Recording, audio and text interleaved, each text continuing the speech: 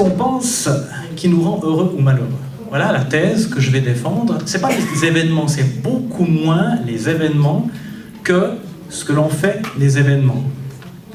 Attention, je ne suis pas du tout un adepte des courants de pensée positive. Hein, je ne dis pas que ma pensée va créer des choses. Moi, ce n'est pas ça qui m'intéresse, j'en sais rien. Si ma pensée crée ou pas des choses. Moi, ce que je sais, c'est que ma pensée, elle me crée un univers mental, c'est-à-dire quelque chose dans lequel je vais me mouvoir. Hein, cet univers que je construis, qui est un univers de sens, la façon dont je mets du sens sur les événements. Donc, la première chose que j'ai envie de vous dire, c'est l'image n'est pas la réalité. Vous savez, la carte n'est pas le territoire.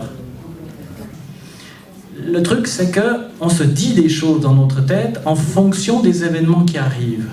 Mais ce qu'on se dit ne dépend pas des événements, il dépend de justement ce qu'on a envie de se dire. Et vous voyez pourquoi j'insiste sur la carte n'est pas le territoire. Donc on se raconte des histoires, tout le monde se raconte des histoires, c'est une façon de mettre du sens, d'interpréter les événements qui nous arrivent. On va aller plus loin, on ne peut pas ne pas interpréter. À ma connaissance, il y a une seule expérience humaine où on s'arrête d'interpréter, c'est celle où on arrête de penser, c'est ce qu'on appelle la méditation. À savoir où on se met en observateur de ses propres pensées et on laisse les pensées filer. Autrement, on adhère à la pensée, on interprète, on met du sens, on est programmé pour ça. Quand je dis on est programmé pour ça, hein, c'est pas une parole en l'air, c'est que je me base vraiment sur les théories et les connaissances actuelles des neurosciences, hein, ce que les personnes qui étudient le cerveau nous disent. On ne peut pas ne pas interpréter. Allons un petit peu plus loin. Percevoir, c'est déjà interpréter. Le seul fait de regarder, c'est déjà mettre du sens. À savoir, on regarde beaucoup plus avec notre cerveau qu'avec nos yeux. Je vais plutôt vous parler de la mémoire. La mémoire, c'est quelque chose de fantastique. Il y a quelque temps, on croyait que la mémoire, c'était une espèce de disque dur qui enregistrait fidèlement les événements dont on avait été témoin ou sujet. On sait aujourd'hui qu'il n'en est rien. La mémoire, c'est pas ça du tout. La mémoire, c'est une machine à reconstruire les événements. Alors, pour vous donner l'exemple certainement le plus proche de comment fonctionne la mémoire, et là je me base sur les travaux de nos amis les neuropsychologues et les neuroscientifiques, donc c'est pas moi qui l'invente, la mémoire fonctionne un petit peu comme le jeu du téléphone arabe. Je pense que vous savez ce que c'est le téléphone arabe. Hein. Quelqu'un dit une histoire à son voisin qui est à côté, mais à l'oreille, hein, et le voisin dit au voisin, et le voisin dit au voisin. Puis pour finir, au bout de la chaîne, la personne va dire à haute voix quelle est l'histoire qu'il a entendue. Puis tout le monde s'esclave parce que bien évidemment, c'est pas du tout la même histoire qui a été dite au départ, puisqu'à chaque fois que quelqu'un la raconte, il la modifie un tout petit peu. Mais si 10 personnes modifient un tout petit peu, au bout la modification est énorme. La mémoire fonctionne comme ça. Chaque fois que je me remémore un souvenir, je le modifie un tout petit peu. Plus le souvenir est ancien, plus je le modifie. Et au final, les souvenirs que j'avais de mon enfance sont complètement faux. C'est-à-dire qu'il y a bien des faits, mais la plupart des choses, ça a été greffé à base de nouvelles informations, à savoir ce que je sais de mon présent modifie le passé. Je le démontre avec un autre exemple. Les histoires d'amour. Les histoires d'amour, elles peuvent être merveilleuses, puis tout d'un coup, il se passe quelque chose. Voilà, ma femme, elle m'a trompé. Hein? Donc je suis cocu et je souffre. Du coup, tout ce qui s'est passé avant, je le réinterprète. Même les beaux souvenirs que j'avais, tout d'un coup, ils sont faussés. Ils deviennent négatifs parce que la lumière de nouvel événement se réfléchit dans le passé et puis ça nous donne autre chose.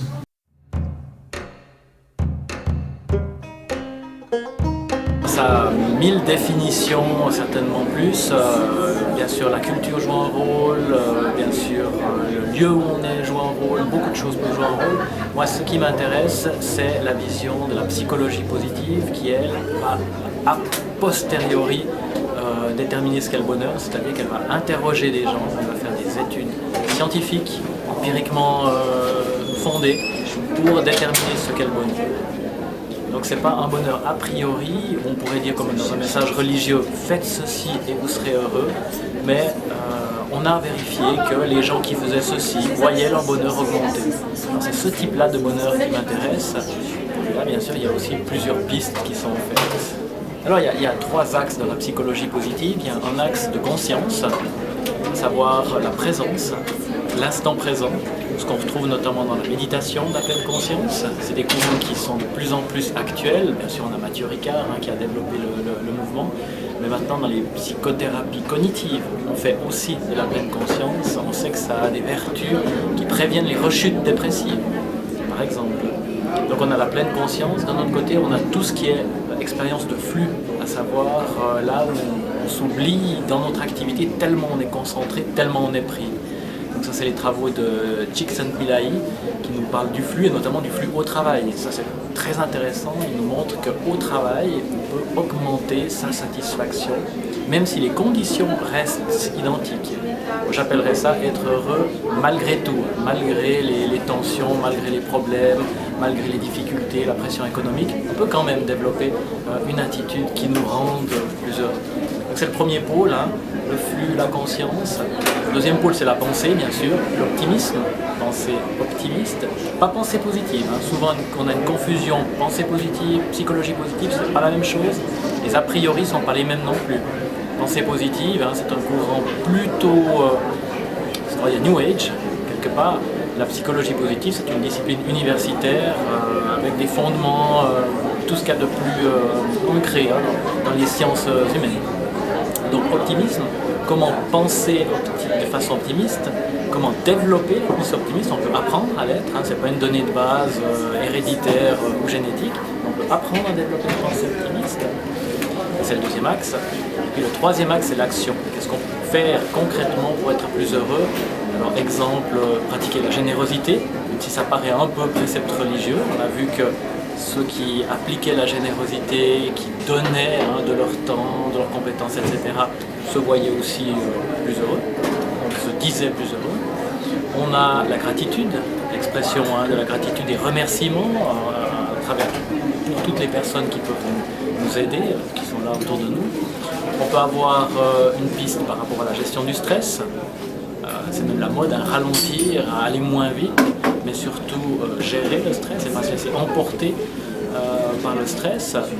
On peut avoir bien sûr tout l'aspect relationnel, qu'est-ce que je peux faire concrètement dans les relations que j'ai avec autrui pour avoir plus de bonheur, pour apporter plus de bonheur, pour rendre la vie plus belle. Il y a encore d'autres choses, mais c'est pas du côté de la psychologie positive.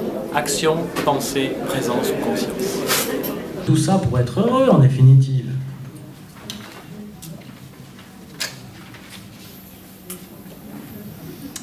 Parce que ça aide, ça conserve en l'occurrence.